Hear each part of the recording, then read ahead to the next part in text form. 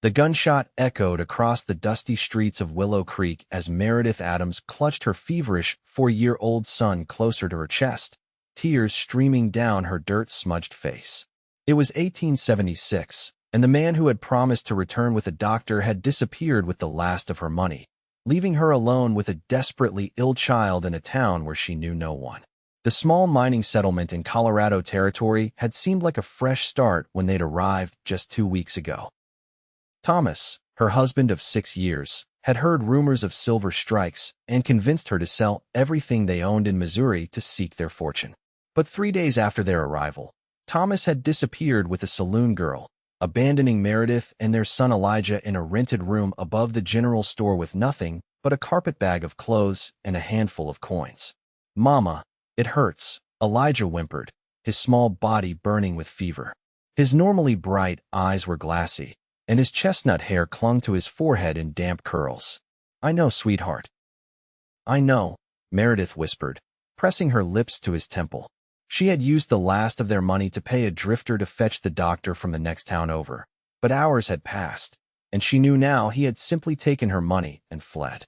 The room was sparse: a single bed, a rickety table, and a chair. Outside, the late afternoon sun cast long shadows through the single window. Meredith had tried everything she knew to break Elijah's fever. Cool compresses, the last of the willow bark tea she had brought from home, prayers whispered into the darkness. Nothing helped. A knock at the door startled her. Hope fluttered in her chest, quickly followed by caution. She gently laid Elijah on the bed and moved to the door. "Who is it?" she called, her voice stronger than she felt. "Madam, I heard there's a sick child here. Name's Jackson Morgan. I've brought Dr. Wilson." Meredith yanked open the door to find a tall man with broad shoulders, his face partially shadowed by a wide-brimmed hat. Beside him stood a shorter, older gentleman carrying a medical bag. "You brought the doctor?" Disbelief colored her words. "Yes, madam. Town's small. Word travels fast when a child is ailing." His deep voice was gentle despite his imposing presence. "May we come in?" Meredith stepped aside, watching as the doctor immediately moved to Elijah's side. The tall stranger Jackson remained by the door, removing his hat to reveal sun-streaked brown hair and a face weathered by sun and wind. His eyes, a startling blue, held only concern. "How long has he been like this?" Dr. Wilson asked, placing a hand on Elijah's forehead. 3 days now. The fever won't break. He complains of his throat hurting, and he's been coughing something terrible." Meredith hovered anxiously beside the bed. The doctor examined Elijah methodically, listening to his chest with a stethoscope, checking his throat, and feeling the glands in his neck. "It's his lungs. Inflammation. Possibly pneumonia." Meredith's hand flew to her mouth. "Well, she couldn't finish the sentence. "He needs medicine. Rest. Careful nursing." Dr. Wilson glanced at Meredith's worn dress and the sparse room. "I have some laudanum for the pain and fever, but he'll need more than that." Jackson, who had been silently observing from near the door, stepped forward. "What does he need, Doc?" "Write it down." The doctor pulled out a small notepad and pencil, quickly scribbling a list. "This quinine mixture will help with the fever. The syrup of ipecac for his chest. And this," he pointed to another item, "will help him breathe easier. But these medicines aren't cheap, and I don't stock them all." Jackson took the list without hesitation. "I'll get them." "Mr. Morgan," Meredith began, embarrassment washing over her. "I have no money to pay you back. The man I gave my last coins to never returned." Jackson's expression darkened briefly. "Tall fellow? Scar above his right eye." Meredith nodded. "Pete Simmons. Town drunk and thief." Jackson placed his hat back on his head. "Don't worry about the money, madam. No child should suffer for lack of medicine." Before Meredith could respond, Jackson was out the door. The doctor continued his examination, giving Elijah a spoonful of laudanum diluted in water. "This will help him rest until the proper medicines arrive." "Thank you, Dr. Wilson." Meredith sank into the room's only chair. "I don't know how I'll pay you either." The older man's eyes softened. "Mrs. Adams, is it? I heard about your situation. Your husband left." She nodded, tears threatening again. "Well, we take care of our own in Willow Creek, even newcomers. Consider this my welcome gift." He patted her hand. "And don't worry about Jackson. He's good people." "Who is he?" Meredith asked, glancing toward the door. Owns the largest cattle ranch outside of town. Keeps to himself mostly, but he's always the first to help when someone's in trouble. Dr. Wilson packed his bag. I'll check back tomorrow. Keep Elijah cool as you can, and give him water even if he resists. After the doctor left, Meredith sat beside her son, watching his chest rise and fall in troubled sleep. The laudanum had eased his discomfort, but his breathing remained labored. Outside, the sun was setting, painting the small room in golden hues that belied the desperation of her situation. An hour passed before another knock came at the door. Meredith opened it to find Jackson, his arms laden with packages. Got everything on the list, he said, entering and placing the items on the table. The apothecary in town had most of it. Had to ride to Bolton for the rest. Meredith stared at the packages, bottles of medicine, packets of herbs, even a jar of honey. Bolton is 15 miles away. Jackson shrugged as if the 30-mile round trip were nothing. Roads are good this time of year. Mr. Morgan, I don't know how to thank you. Meredith's voice caught. He unwrapped a bottle of dark liquid. No need for thanks. Let's get these into your boy. His large hands seemed out of place handling the delicate glass vials, but he moved with surprising gentleness. I brought some food too. Figured you might not have had time to eat. Only then did Meredith notice the additional package he'd placed on the table: wrapped bread, cheese, and dried meat. Her stomach growled in response, reminding her she hadn't eaten since morning. Together, they measured the medicine according to the doctor's instructions and woke Elijah enough to swallow the bitter mixtures. The boy grimaced but complied, too weak to protest. There you go, little man, Jackson said softly. Brave as they come. Elijah's eyes fluttered open, regarding the stranger curiously before drifting closed again. Meredith tucked the blanket around him, her hand lingering on his still hot cheek. You should eat something, Jackson said, unwrapping the food. Keep up your strength. Meredith wanted to refuse, to maintain what little pride she had left, but hunger won out. She sat across from him at the small table and took a piece of bread and cheese. How long have you been in Willow Creek? Jackson asked, his voice low to avoid disturbing Elijah. 2 weeks. Meredith sighed. Long enough for everything to fall apart. Your husband, gone, with a woman from the Silver Spur Saloon. She laughed humorlessly. I should have seen it coming. Thomas was always chasing the next opportunity, the next adventure. I was just foolish enough to believe in him every time. Jackson's expression remained neutral, but his eyes hardened. Some men don't deserve the families they're given. They ate in silence for a few moments. The only sounds in the room, Elijah's labored breathing and the occasional creak of the building settling. What will you do now? Jackson finally asked. Meredith looked around the sparse room. I don't know. I have no money, no way to get back to Missouri, and no family there anyway. She twisted the simple gold band she still wore. I can sew, cook. I'll find work once Elijah is better. Jackson nodded thoughtfully. Town's growing. Mrs. Peterson at the hotel was saying just yesterday she needs help with laundry and cooking. You'd put in a word for me? Meredith asked, surprised. Of course. Jackson stood, gathering his hat. I should let you rest. I'll check back tomorrow, see how the boy is doing. At the door he paused. Mrs. Adams? Meredith, please. A small smile touched his lips. Meredith, your boy will pull through. And so will you. After he left, Meredith moved the chair beside Elijah's bed and sat watching him sleep, wondering about the quiet cowboy who had ridden 30 miles for a stranger's child. The night passed slowly. Meredith dozed intermittently in the uncomfortable chair, waking frequently to check Elijah's fever and give him more medicine. By dawn, she could tell the fever had lessened slightly, though he still burned beneath her touch. The morning light revealed the shabbiness of the room more starkly: the peeling wallpaper, the worn floorboards, the thin mattress. Meredith splashed water on her face from the basin and attempted to smooth her rumpled dress. Her long auburn hair had escaped its pins during the night, and she quickly braided it, securing it at the nape of her neck. Another knock at the door came just as she finished. This time, it was a young girl of perhaps 12 or 13, holding a covered basket. Mrs. Adams? Mr. Morgan asked me to bring you breakfast. She held out the basket. I'm Lucy, Mrs. Peterson's daughter from the hotel. Thank you, Lucy. Meredith accepted the basket, finding it contained fresh biscuits, a jar of preserves, and a small pot of still warm coffee. This is very kind. Mr. Morgan also asked me to tell you that he spoke to my ma, and she says you should come see her about work once your boy is feeling better. Lucy peered past Meredith to the bed where Elijah lay. Is he going to be okay? I hope so. Meredith smiled at the girl's concern. The medicine seems to be helping. That's good. Everyone's talking about how Mr. Morgan rode all the way to Bolton for medicine. Lucy's eyes widened. Ma says he's never taken such an interest before. An interest? Meredith questioned. Lucy blushed slightly.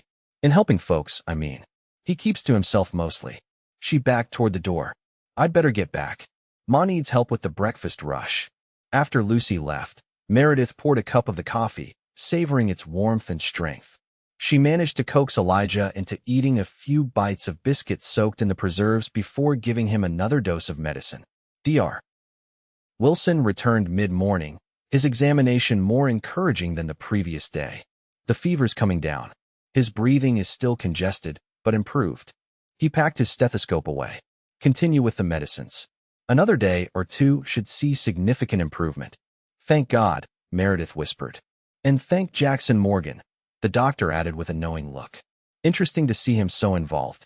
Men usually keeps his distance from town matters. Why is that? Meredith couldn't help asking. Dr. Wilson considered his answer carefully. Jackson came here about 5 years ago. Bought the old Henderson place when no one thought that land would support cattle. Proved everyone wrong. He closed his medical bag. He's private about his past, but there are rumors a wife and child lost to fever back east. Nothing confirmed, mind you, but it might explain his interest in your situation. The doctor's words stayed with Meredith throughout the day as she tended to Elijah. By afternoon, her son was awake longer, asking for water and managing to eat a little more. His cough remained harsh, but his eyes were clearer, more focused. Mama, who was that man? Elijah asked when he woke from a nap. Mr. Morgan? He's the one who brought your medicine. Meredith smoothed his hair back. He looks like the cowboys in my picture book. Does he have a horse? Meredith smiled at the question. I imagine he does, being a rancher. Can I see it when I'm better? The simple request, so normal and childlike, brought tears to Meredith's eyes. For the first time in days, she truly believed Elijah would recover. We'll see, she said, unable to promise something she couldn't deliver. As the day waned, Meredith found herself watching the door, wondering if Jackson would return as he'd said. Part of her hoped he would, while another part felt ashamed of her dependence on a stranger's charity. Just as dusk was falling, a knock came. Jackson stood there, hat in hand, with another package. Thought you might need supplies, he said by way of greeting. How's the boy? Better. Meredith stepped back to let him enter. His fever's down, and he's been awake more today. Jackson's relief was visible as he approached the bed. Hey there, young man. Feeling any better? Elijah nodded shyly. Are you a real cowboy? Jackson chuckled, the sound warm in the small room. I suppose I am. Do you have a horse? I do. Name's Thunder. He's black as night with a white star on his forehead.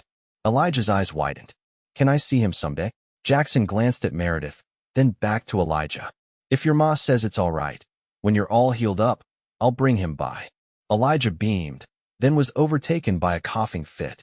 Jackson helped Meredith sit him up, supporting his small frame until the coughing subsided. Easy there, Jackson murmured, his large hand gentle on Elijah's back. When Elijah had settled back against the pillows, Jackson moved to the table and unwrapped his package. Inside were more provisions: eggs, bacon, potatoes, flour, and coffee. Mr. Morgan, this is too much, Meredith protested. Jackson, please. He met her eyes. And it's not too much. It's what neighbors do. We're hardly neighbors. You don't even know us.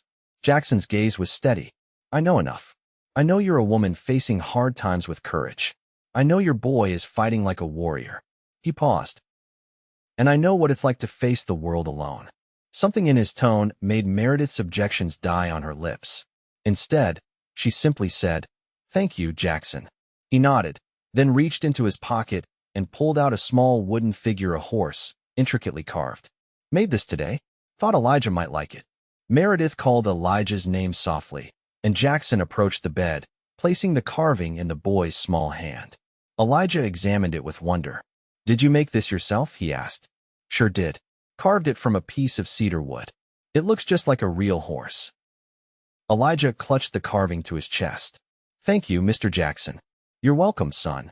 The words seemed to catch in Jackson's throat, and he quickly turned away, moving back toward the door.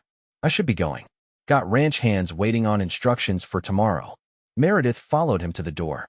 Jackson, I don't know how I'll ever repay your kindness. In the fading light, his eyes seemed to hold shadows beyond the gathering darkness. Seeing your boy get better is payment enough. He settled his hat on his head. I'll check back tomorrow. I'll stay by your side until he's well, Meredith. You have my word. With that promise hanging in the air between them, he left, his boots echoing on the wooden stairs outside. Meredith closed the door and leaned against it, her heart beating strangely fast. There was something about Jackson Morgan's steadiness, a quiet strength that made her feel safe for the first time since arriving in Willow Creek. Perhaps even before that. Mama, I like Mr. Jackson, Elijah said sleepily from the bed, still holding the wooden horse. I like him too, Meredith admitted softly, more to herself than to her son. The next few days fell into a pattern. Elijah continued to improve, his fever finally breaking completely on the third day after Jackson had brought the medicine. Each day, Jackson would visit, sometimes bringing food or supplies, other times simply coming to sit with them, telling Elijah stories about ranch life or teaching him simple card games when the boy felt strong enough to sit up. Dr. Wilson continued his daily visits as well, each time more pleased with Elijah's progress. Another few days, and he can start getting up for short periods, he announced on his fifth visit. The medicines worked wonders. Meredith noticed how the doctor and Jackson seemed to have an easy rapport, though both men were naturally reserved. When Jackson wasn't present during the doctor's visits, Dr. Wilson often shared small stories about Jackson, how he'd helped rebuild the schoolhouse after a fire last year, or how he quietly paid for a proper burial when old Mrs. Tillman died, without family or funds. He's a good man, Dr. Wilson told her. Just carries his burdens close to his chest. On the morning of the sixth day, Elijah was sitting up in bed, color returned to his cheeks, playing with the wooden horse and several other small carved animals Jackson had brought him. Meredith was at the table, mending one of Elijah's shirts, when a different knock came at the door. She opened it to find Mrs. Peterson, a plump, pleasant-faced woman in her 50s. Mrs. Adams? I'm Helen Peterson from the hotel. May I come in? Of course. Meredith welcomed her, quickly tidying the chair for her visitor. Mrs. Peterson nodded approvingly at Elijah, who gave her a shy wave. Your boy looks much better than I'd heard. Good to see the color in his cheeks. Yes, he's recovering well, thanks to Dr. Wilson and Mr. Morgan. Ah, Jackson. Mrs. Peterson smiled knowingly. He's been quite taken with your situation. She settled her ample frame in the chair. Which brings me to why I'm here.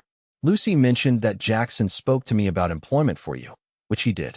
I could use help with laundry, cleaning rooms, and sometimes cooking when we're busy. Meredith's heart leapt. I would be very grateful for the work, Mrs. Peterson. It's not easy work, mind you. Long hours, and the pay isn't much. Room and board for you and your boy, plus $2 a week. Room and board, Meredith repeated. Yes, there's a small room off the kitchen. Not fancy, but clean, with a bed big enough for you and your son. Mrs. Peterson glanced around the sparse room. Better than this place, I'd wager. That's very generous, Meredith said, hope blossoming in her chest. Well, Jackson spoke highly of you, and I trust his judgment. Mrs. Peterson stood. Can you start next week? Give your boy time to fully recover. Yes, absolutely. After Mrs. Peterson left, Meredith sat on the edge of Elijah's bed, sharing the good news. Her son's excited response was interrupted by another coughing spell, though much milder than before. We'll have a real home, Mama, he asked when he could speak again. A room of our own, yes. And I'll have honest work. She hugged him gently. Things are looking up, Elijah. When Jackson arrived later that afternoon, Meredith greeted him with barely contained excitement, telling him about Mrs. Peterson's visit. That's wonderful news, he said, genuine pleasure in his eyes. Helen Peterson is a fair employer. Strict, but kind. It's all thanks to you, Meredith said. I don't know what would have happened if you hadn't helped us. Jackson looked uncomfortable with her gratitude. You'd have found a way. You strike me as a survivor, Meredith Adams. Something in the way he said her name made her cheeks warm. Still, I want you to know how much it means to us. She gestured to where Elijah was showing off his growing collection of wooden animals. You've become his hero, you know. Jackson's expression softened as he watched the boy. He's a fine lad. He cleared his throat. Actually, I came with a proposition of my own today. Oh, Meredith raised an eyebrow. The doc says Elijah needs fresh air to help his lungs heal completely. I thought, if you're willing, you both might come out to my ranch this Sunday. Just for the afternoon. He rushed on before she could respond. There's a small lake, good for fishing. And Elijah could see thunder, like I promised. Meredith hesitated. Going to a single man's home, even one who had shown them such kindness, wasn't exactly proper. Jackson seemed to read her thoughts. My housekeeper, Mrs. Gunderson, will be there, and a couple of the ranch hands. It would be perfectly respectable. Can we go, Mama? Please. Elijah called from the bed, having overheard. Looking at her son's eager face, Meredith found she couldn't refuse. We'd be delighted, Jackson. Thank you. His answering smile transformed his weathered face, making him look younger, more carefree. I'll come fetch you around noon on Sunday, then. For the next few days, Elijah talked of nothing but the upcoming visit to the ranch. His strength returned rapidly, and by Saturday, he was able to walk around the room for short periods without tiring. Sunday dawned clear and warm, a perfect late spring day. Meredith dressed Elijah in his best shirt, then changed her own dress twice, finally settling on a simple blue cotton that brought out the green in her eyes. She pinned her hair more carefully than usual, chiding herself for her vanity even as she added a touch of rose water to her wrists. At precisely noon, there was a knock at the door. Jackson stood there, but gone was his usual dusty trail attire. He wore clean dark trousers, a crisp white shirt, and a vest. His hair was neatly combed, and he'd clearly shaved that morning. You look different, Meredith said before she could stop herself. A hint of color touched his tanned cheeks. Mrs. Gunderson insists on Sunday best, even when it's just me at the table. Outside waited a wagon rather than a horse. Thought this would be easier for Elijah than riding double, Jackson explained, helping them up to the seat. The ride to the Morgan Ranch took nearly an hour, but Elijah didn't seem to mind. He sat between them on the wagon seat, eyes wide as he took in everything from the town buildings giving way to open countryside, to the herds of cattle they passed in the distance. As they crested a hill, the ranch came into view. A large two-story house stood in a grove of cottonwood trees, with a barn and several outbuildings nearby. A creek ran through the property, widening into the small lake Jackson had mentioned. It's beautiful, Meredith breathed. It's home, Jackson said simply, though pride was evident in his voice. Mrs. Gunderson met them at the door, a tall, angular Norwegian woman with silver hair pulled back in a severe bun. Despite her stern appearance, she welcomed them warmly, especially Elijah. Too skinny, this one, she declared, patting Elijah's head. We fixed that today. The inside of the house surprised Meredith. She had expected a bachelor's sparse accommodations, but the rooms were well furnished with solid, handcrafted pieces. Colorful rugs covered the wooden floors, and paintings landscapes of the surrounding countryside adorned the walls. Did you do these? Meredith asked, examining a particularly beautiful sunset scene. Jackson nodded, seeming embarrassed. Winter evenings get long. Gives me something to do. Lunch was served on the wide porch overlooking the lake. Fried chicken, biscuits, fresh greens from Mrs. Gunderson's garden, and a berry pie that made Elijah's eyes grow round with anticipation. After they ate, Jackson took them to the barn where Thunder and the other horses were kept.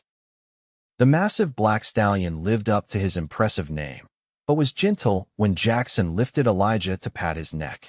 He likes you, Jackson told the boy, whose face shone with delight. They spent the afternoon by the lake, where Jackson taught Elijah how to fish. The boy's first catch was barely larger than his hand, but his pride couldn't have been greater if he'd landed a whale. Meredith sat on a blanket nearby, watching them together. There was an easy, natural way Jackson had with Elijah, patient, encouraging, never talking down to him. It made her wonder about Dr. Wilson's mention of a child lost. Had Jackson once been a father? As the sun began its descent, painting the lake in gold and amber, Mrs. Gunderson called them back for supper. Elijah was visibly tiring. though he protested when Meredith suggested it might be time to head back to town. Perhaps just a bit longer, Jackson suggested, seeing the boy's disappointment. I have something to show him in the house. That something turned out to be a small room lined with bookshelves. My library, Jackson explained, leading Elijah to a shelf filled with boys' adventure tales. I thought you might like to borrow a book or two. Elijah's eyes widened at the treasure trove before him. With Jackson's help, he selected 3 books about cowboys and frontier life. You can read? Meredith asked, surprised at Jackson's obvious love of books. Surprised? He smiled. I wasn't always a rancher. Studied law back east before. He trailed off, that shadow crossing his face again. Before Meredith could ask more, Mrs. Gunderson appeared in the doorway. Boy is falling asleep on his feet. Time to go home. The ride back to town was quiet. Elijah, exhausted from the day's adventures, fell asleep against Meredith's side. The setting sun cast long shadows across the landscape, and a coolness settled in the air. Thank you for today, Meredith said softly. I haven't seen Elijah so happy in a long time. He's a wonderful boy. Jackson kept his eyes on the road ahead. You've done well with him, especially under difficult circumstances. I've tried. Meredith sighed. It hasn't been easy since Thomas left. Before that, even, he was never much of a father. Jackson's hands tightened on the reins. Some men don't deserve the title. They rode in silence for a while before Meredith gathered the courage to ask, Jackson, were you married before? Dr. Wilson mentioned. She instantly regretted the question when she saw pain flash across his face. I'm sorry. It's none of my business. No, it's all right. Jackson's voice was low. Yes, I was married. Her name was Sarah. We had a son, William. Meredith waited, sensing there was more he needed to say. Cholera took them both, 7 years ago. William was just 4 Elijah's age. Jackson swallowed hard. I was away when it happened. A business trip. By the time I returned, they were already in the ground. I'm so sorry, Meredith whispered, understanding now his determination to help Elijah. That's why I came west. Couldn't bear to stay in a place with so many memories. He glanced at the sleeping boy. When I heard about your son being ill, with no one to help, I couldn't stand by and do nothing. Meredith reached across Elijah to touch Jackson's arm. You saved his life. I can never repay that debt. His eyes met hers briefly. There's no debt between us, Meredith. When they reached the room above the general store, Jackson carried the sleeping Elijah up the stairs and laid him gently on the bed. Meredith covered him with a blanket, then walked Jackson to the door. We'll be moving to the hotel at the end of the week, she reminded him. Will you? Will we see you again? Jackson hesitated at the threshold. If you'd like. We would. Both of us. Something shifted in his expression, a softening, a hope. Then you will. He tipped his hat. Good night, Meredith. Good night, Jackson. The next week passed in a blur of preparation. Meredith began working at the hotel, learning her duties from Mrs. Peterson while Elijah continued to regain his strength. They moved into their new room, small but clean, with a window overlooking the hotel's kitchen garden. Jackson visited them at the hotel several times, bringing more books for Elijah and once, shyly, a small landscape painting for Meredith, the lake at his ranch at sunset. So you'll remember your visit, he said when she protested such a beautiful gift. As the weeks turned into months, Jackson became a regular presence in their lives. He would often take Elijah fishing on Sunday afternoons, or teach him to ride on a gentle pony he brought specifically for the boy. Sometimes, he would simply sit with Meredith on the hotel's back porch after her work was done, talking about books they'd read or sharing stories of their lives before Willow Creek. Meredith learned that Jackson had grown up in Boston, the son of a successful merchant. He'd studied law and was on track to join a prestigious firm when he met Sarah, the daughter of his father's business partner. They had married young, had William, and were building what promised to be a perfect life when tragedy struck. In turn, Meredith told him about her childhood in St. Louis. Her dreams of becoming a teacher derailed when she met the charming, silver-tongued Thomas Adams.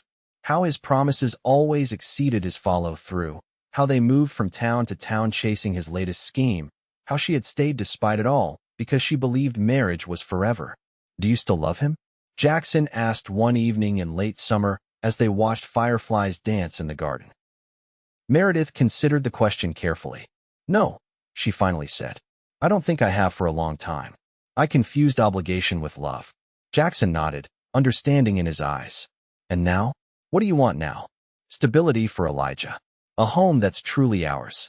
She smiled. Beyond that, I'm still figuring it out. As autumn approached, transforming the landscape into a riot of golds and reds, Meredith found herself looking forward to Jackson's visits with an anticipation that went beyond friendship. There was a comfort in his presence, a sense of rightness she had never experienced with Thomas. Elijah, now fully recovered and thriving, had developed a deep attachment to Jackson. He followed the rancher around like a shadow when he visited, peppered him with questions about horses and cattle, and proudly showed off the reading progress he was making in the books Jackson brought him. The town had noticed their growing closeness. Meredith sometimes caught knowing looks from Mrs. Peterson or heard whispers stop abruptly when she entered a room. But no one spoke unkindly. If anything, there seemed to be a collective approval of the relationship between the withdrawn rancher and the abandoned mother. One crisp October day, Jackson arrived at the hotel earlier than usual, dressed in his Sunday best despite it being Thursday. "Can you get away for a few hours?" he asked Meredith. "Mrs. Gunderson has been asking when you and Elijah might visit again, and I thought today might be nice, with the fall colors at their peak." Meredith glanced at Mrs. Peterson, who waved her away with a smile. "Go on. We're not busy today." The ranch was even more beautiful in autumn, the cottonwoods a blaze of yellow against the blue sky. Mrs. Gunderson had prepared a feast, claiming Elijah still needed fattening up despite the healthy glow that now suffused the boy's cheeks. After lunch, while Elijah helped Mrs. Gunderson feed the chickens, Jackson suggested a walk to the lake. The path was carpeted with fallen leaves that crunched satisfyingly beneath their feet. "I've been thinking," Jackson said when they reached the shoreline, where the still water perfectly reflected the fiery trees surrounding it. "A dangerous pastime," Meredith teased, earning a smile. "Indeed." He seemed uncharacteristically nervous. "Meredith, these past months knowing you and Elijah, they've been the happiest I've had since losing Sarah and William." Meredith's heart quickened. "We've been happy too, Jackson." He turned to face her fully. "When I heard about a woman alone with a sick child, I wanted to help because I couldn't bear the thought of another young mother losing her son. But then I met you, and it became about so much more than that." He took her hands in his. "I never expected to feel this way again. Never thought I'd want to. But I find myself thinking about you constantly. About Elijah. About what it would be like if you were here, not just visiting, but always." "Jackson," Meredith began, but he gently squeezed her hands. "Please, let me finish before I lose my nerve." He took a deep breath. "I love you, Meredith Adams. I love your strength, your kindness, your devotion to your son. I love the way you laugh at my poor jokes and how you've made me want to live again, not just exist." Tears filled Meredith's eyes as Jackson continued. "I love Elijah as if he were my own. And I'd be honored if you would consider becoming my wife. If you would both come live here, make this your home." He swallowed hard. "I know it might seem too soon. And if you need time to think," Meredith silenced him by stepping forward and placing her hand against his cheek. "I don't need time, Jackson. I love you too. So does Elijah. The thought of building a life with you, it's everything I never dared to hope for." Relief and joy transformed Jackson's face. He wrapped his arms around her waist, drawing her closer. "May I kiss you, Meredith Adams?" In answer, she rose on tiptoes and pressed her lips to his. The kiss was gentle at first, then deepened with the months of unspoken longing between them. When they finally parted, both were breathless. "Is that a yes, then?" Jackson asked, his blue eyes bright with emotion. "Yes," Meredith laughed through her tears. "1,000 times yes." They walked back to the house hand in hand, finding Elijah and Mrs. Gunderson sitting on the porch steps, the boy animatedly recounting a story about the chickens. He looked up as they approached, his young face lighting with understanding at their clasped hands. "Elijah," Jackson said, kneeling before the boy, "I've asked your mother to marry me, to come live here with us. How would you feel about that?" Elijah launched himself into Jackson's arms with such force that they both tumbled backward onto the grass, laughing. "Does this mean you'll be my pa now?" the boy asked. Jackson's eyes met Meredith's over Elijah's head, filled with such love that it took her breath away. "If you'd like that, yes." "I've always wanted a pa like you," Elijah declared, and Mrs. Gunderson discreetly wiped away a tear. They were married 2 weeks later in the small church in Willow Creek. The entire town turned out for the ceremony, filling the wooden pews to capacity. Meredith wore a new dress of pale blue silk that Jackson had ordered from Denver, with wildflowers in her hair instead of a veil. Elijah stood proudly at Jackson's side, holding the rings on a small cushion Mrs. Peterson had sewn for the occasion. When the minister pronounced them husband and wife, Jackson's kiss was a promise of home, of family, of a future neither had dared to imagine just months before.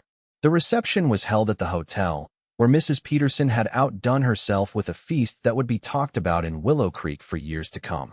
Dr. Wilson gave a toast, raising his glass to the healing power of love, which brought both laughter and a few tears. As the celebration continued around them, Jackson pulled Meredith into a quiet corner. "Happy, Mrs. Morgan?" The name sent a thrill through her. "Happier than I ever thought possible." Jackson's eyes grew serious. "I want you to know something.